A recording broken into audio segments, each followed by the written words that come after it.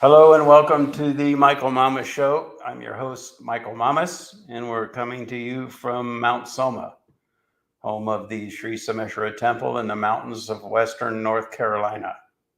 Beautiful time of year here, a lot of sunshine and beautiful puffy clouds, blue sky, and then an occasional thunderstorm. So I'm enjoying it. I'm going to go out and cut the grass after we're finished here. So today's topic, how to win World War III. Everybody knows that, nuclear war, nobody's going to win it because we'll just blow up the whole world.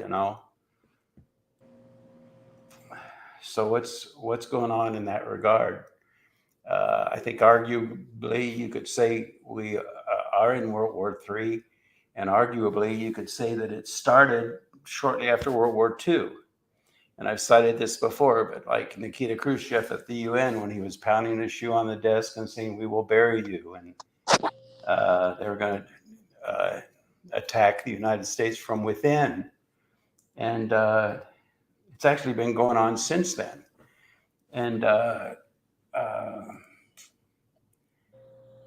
the problem with talking about all this is there are a couple of responses that are just blanket responses that can sort of shoot down anything along these lines. Number one is they'll just say, "Oh, you're a conspiracy theorist." And the other thing they might say is, "Oh, you're a racist." And a lot of times this racist claim, it has to have anything to do with whatever the subject is, but it's just a word like conspiracy theorists that they can just throw at anything. But let's just take a step back and look at what's just going on. Let's just look at really the facts,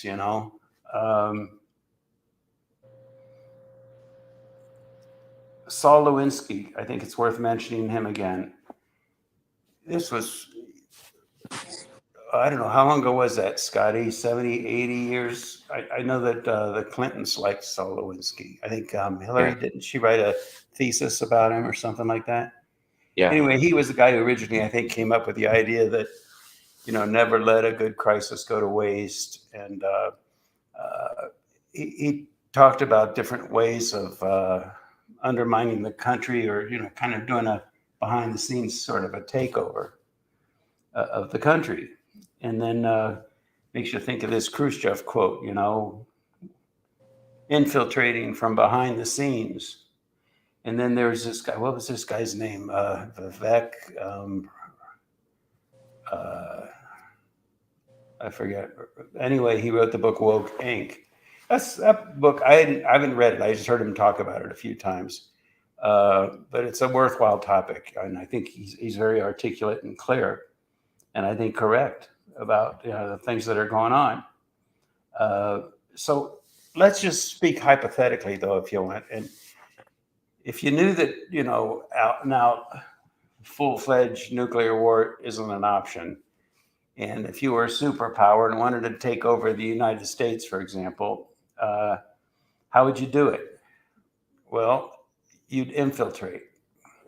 You'd do it behind the scenes. And that just makes sense, too, because when you got all these real estate assets all over the place, why blow them all up? Then you have to rebuild the country. Wouldn't it be better if you could just kind of sneak in the back door and take over? And so what would you try to take over? Well, you try to take over the educational system. There's that classic expression, isn't there, Scotty, that, give me a kid for the first 5 years of their life and I'll give you a good Catholic, Yeah.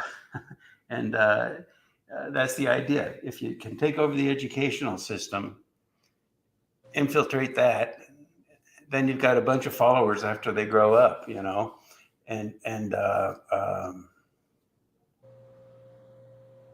we can see how that. I know I'm not just talking recently with the critical race theory and all that stuff. I'm going back all the way to the 60s and 70s when they started infiltrating the schools with really progressive, anti-American theories and philosophies, hyper liberal notions, and they've taken over the law schools. So now you got the legal system. I don't know of a conservative law school in the nation. And so you take over the legal system, and then by virtue of that, you take over the courts. And if you can, and see, here's the thing though, the people that are being taken over, they don't think they're being taken over. They're being fed a narrative. And narratives can be self-perpetuating. And also the funny thing, you can, like I like to say, you can justify anything with the intellect, and people do. And so a lot of times they'll say in the news, well, the Americans are smart people. All right. I mean, I'm not going to debate that. Let's assume the Americans are smart people, but that doesn't necessarily mean they're wise. And if you're smart, then you can weave these narratives and get yourself all caught up in intellectual tangents and things, and build, ivory tower ice cream cones in the sky and feel like you've figured something out. But where's the wisdom component? In fact, coming up here in just a few days, I'm going to be giving that lecture to those fifth graders. And that's what I'm going to talk about wisdom. What is it? Where does it come from? It's not just about being smart. You can justify anything with the intellect. And so the other thing you do then is you infiltrate educational systems, judicial systems, all different aspects of society, social media, and you infiltrate that with these intellectual notions that can be logically within themselves consistent and compelling. And so before you know it, people are getting up in front of Congress and testifying that men can get pregnant and have abortions.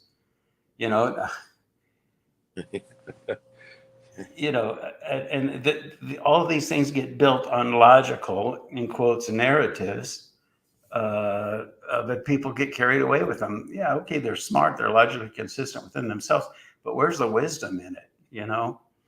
And so that's happened in the educational system, the universities. It's almost like universities now aren't educational centers anymore; they're more indoctrination centers. And then the other thing to infiltrate is the financial centers. Money makes the world go round, and you can get into these financial centers a couple of different ways. For one, like for example, with China and Nike and all these different companies, NBA, Coca-Cola, they're all making so much money off of China that all of a sudden, if China wants to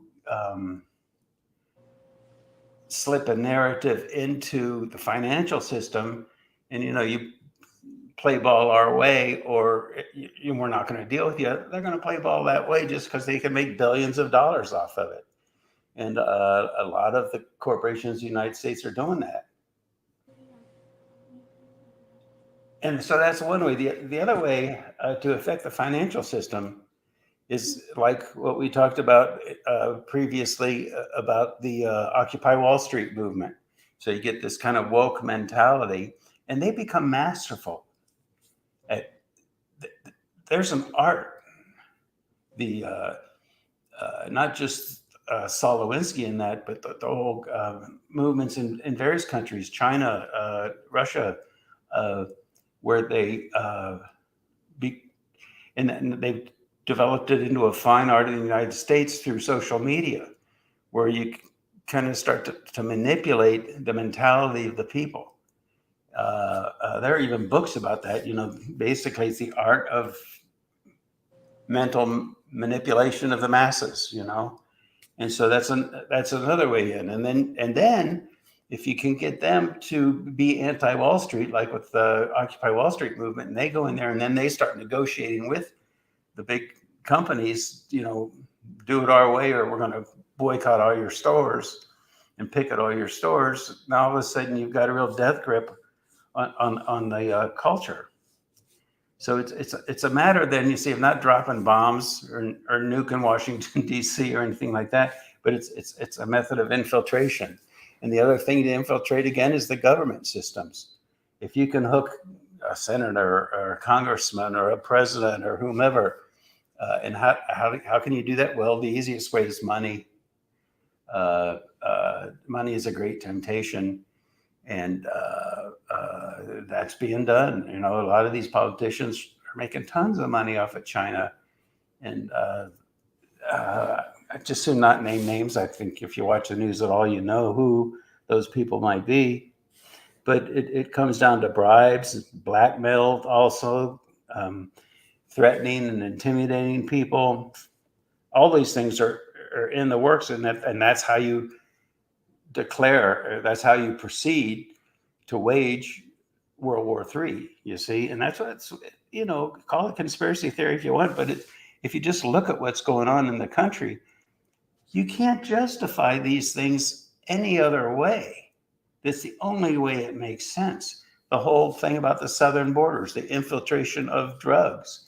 And we talked in the past about the Boxer Rebellion and all that, and how the East India Company, you know, England was shipping opium from India over to China and got a bunch of people hooked on opium. So the drug culture is another huge way of messing with people's minds and getting them to get off on these ivory tower intellectual tangents. And that all started in a big way in the universities, didn't it? Back in the 60s and 70s. And now it's, I mean, the amount of drugs that are coming across that open border and the number of people, young people, what is it, Scotty? 105,000 deaths, I think, in the past year from fentanyl.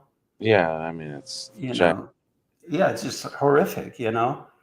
And I mean, walk into a grocery store, half those people have probably been on drugs in the past 24 hours if they're not on them while they're in the store, you know. Well, Michael, one thing I've been sitting here listening, it's like, if you think back, you know, when everybody just came over here from England and established the United States, it was almost like there was a reset. And then there's the government. I don't understand that. What do you mean there was a reset? They were sick of what was happening in England. They were sick of happening, you know, the beer, all this the stuff that had been going on over there. Yeah. Come over here, there's a reset, right? Now they now they have to set up the same system that they had over there, but it's fresh, and maybe they're thinking more about, these parties are thinking about, okay, these are the principles that I want to operate under. But then it ceases to be less about that and more about maintaining power. So then all these narratives and all these things, like you said, it's a war. It's a war for power. That's right. And so all of these things get, you know, thrown out from both sides. I mean, it's not like one side's cleaner than the other in terms of that. They want to win. And it just drives all of this stuff. So all of these are just bombs of war that are coming out, whatever it is, you know. For sure. You know. So what they're doing is they're eroding the cultural integrity of the nation. Yeah.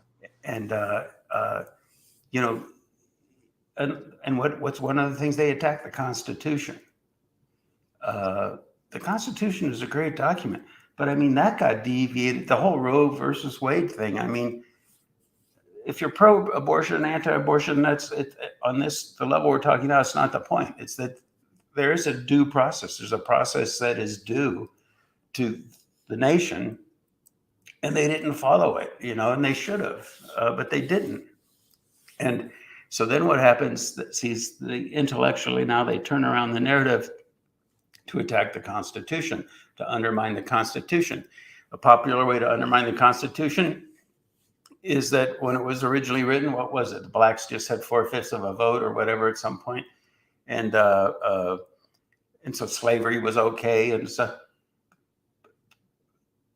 but the ideals were stated in the Constitution. And even back in the 1700s, the people that were writing the Constitutions, you know, a lot of them knew slavery wasn't right and were opposed to it, but they needed to deal with what was there in the moment.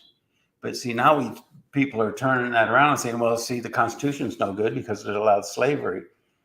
it was a means of getting in at that time, but if you look at the document on a deep level, on the face value side, it's a beautiful and profound document, and it's clearly opposed to any form of slavery, you see. But that's what they do. They kind of mess with people's minds and manipulate the whole system. And before you know it, if you're a constitutionalist, you're a racist, So the whole thing is it's all screwed up. And what happens then is you get these philosophical persuasions that deconstruct the whole culture, and they undermine the laudable ideals that are foundational to the nation. And they do that in all these different means, So the cultural norms, the value system, the traditions, the ideals, things that hold up a culture and give it integrity are all attacked. And they're attacked oftentimes in the name of political correctness. They call that politically correct, to deconstruct the nation. There was a quote by Lenin, back when the communist thing, like Lenin, Stalin era. Lenin said an interesting thing. He said, the worse, the better. The worse things are, the better things are. Meaning that if you really make things terrible and horrible, then people are going to uprise and they're going to attack, and they're going to attack the governmental institutions. They're going to attack the educational system. They're going to attack the police. They're going to attack everything. And the way you do that is just make things as bad as you can. That's right from Lenin, And it's happening. I mean, it's already happened in this country. It's going on. Create a state of perpetual conflict in every level and in every way, really. Attack the families, separate the parents from the children, all these things. I mean, if you were going to, we can even talk hypothetically here. If you were going to attempt to undermine a nation, which Khrushchev started, and he said it, 70 years ago or whatever it was. If you were going to do it, that's the way to go about it. And all those things are happening. And we could call it coincidence, really. I mean, I don't,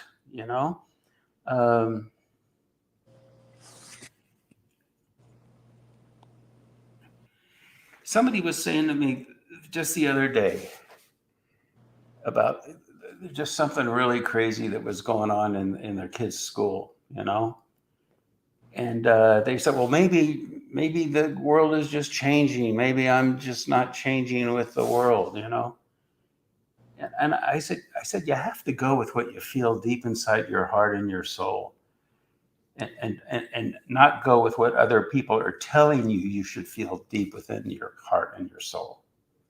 Go with what you feel, not what people are telling you you're supposed to feel.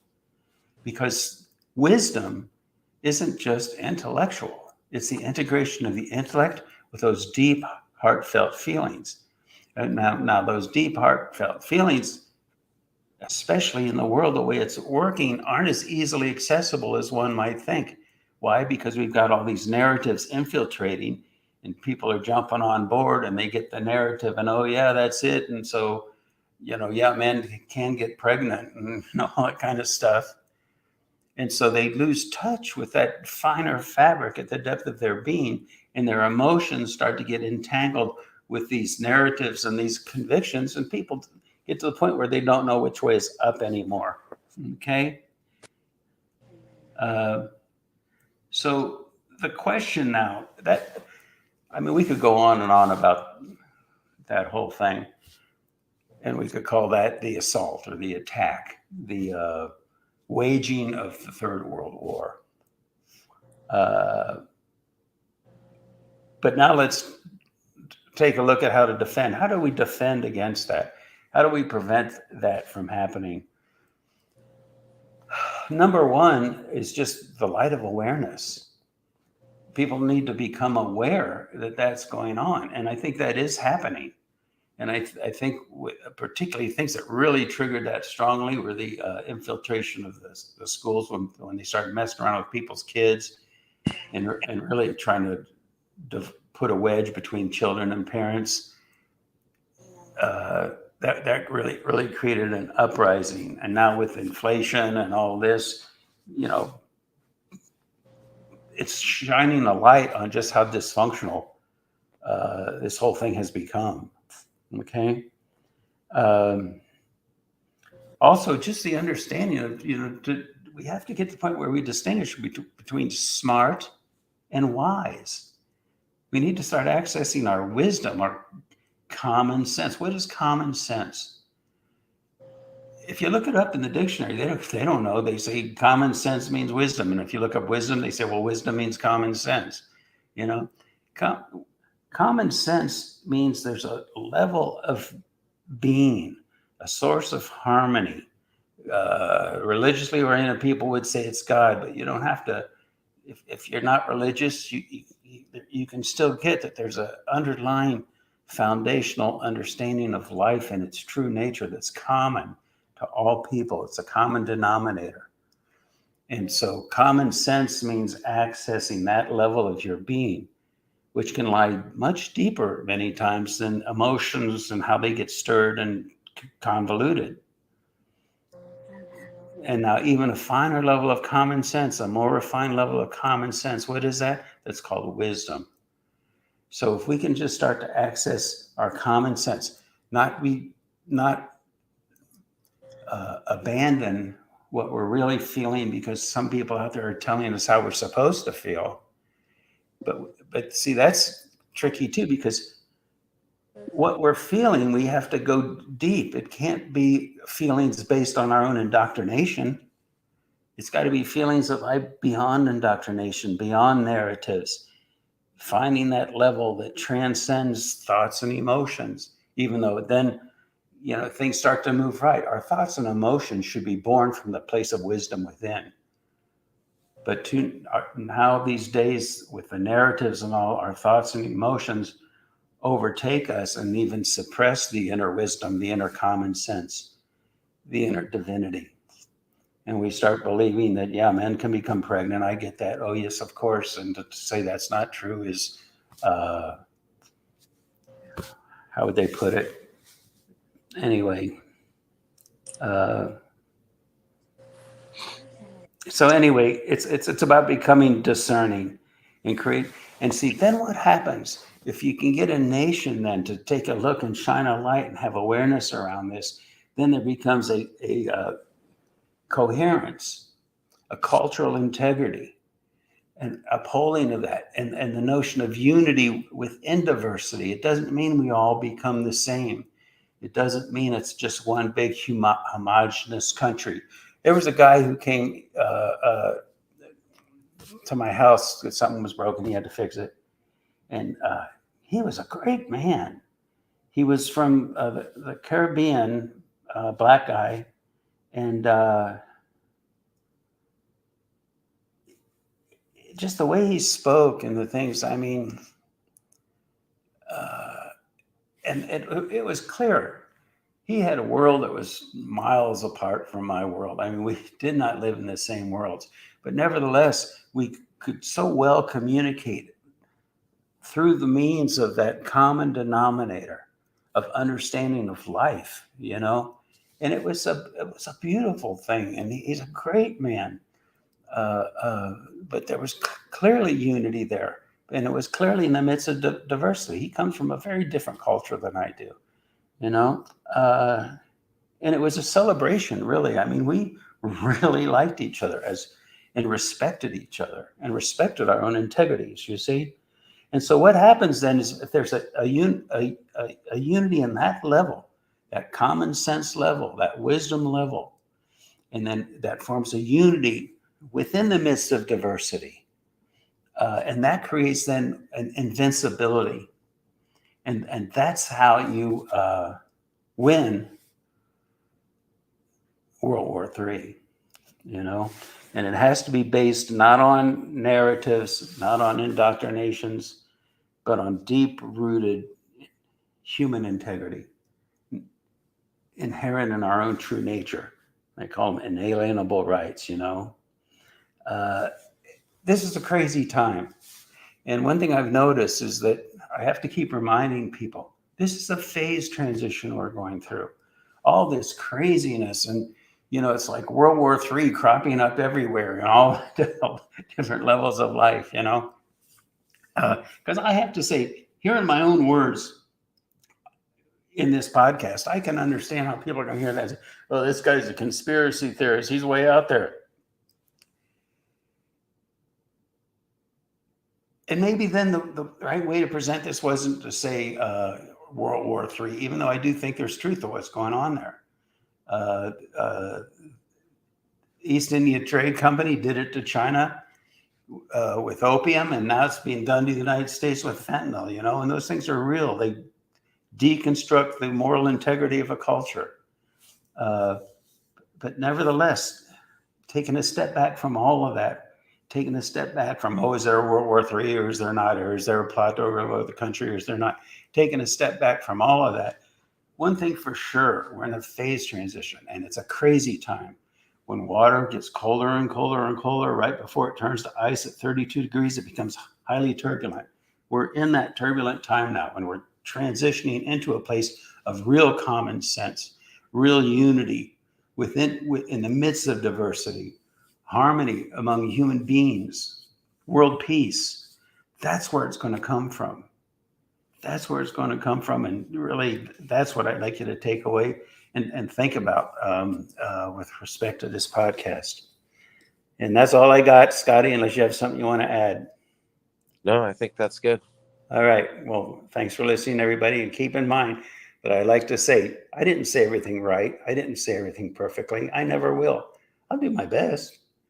But it's just not the way things work. So you have to take this and find the truth of it within your own self. And don't get caught up if I said a sentence here that, that struck you wrong or whatever. Get the bigger picture and find the truth of it within your own self. All right. Take care. Thank you for listening.